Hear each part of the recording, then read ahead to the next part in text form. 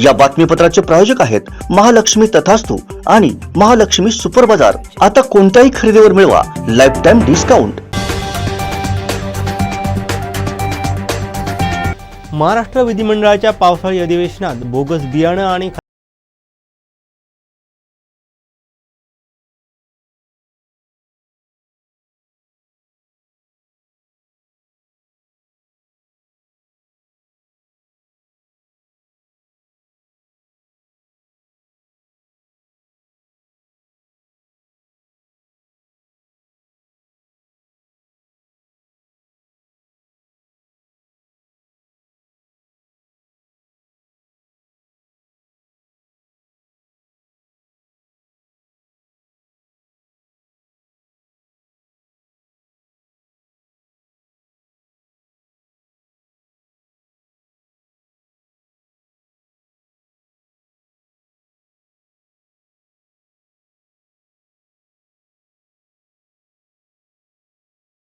परी झालेल्या स्फोटात तब्बल 15 जणांना प्राण गमवावे लागले।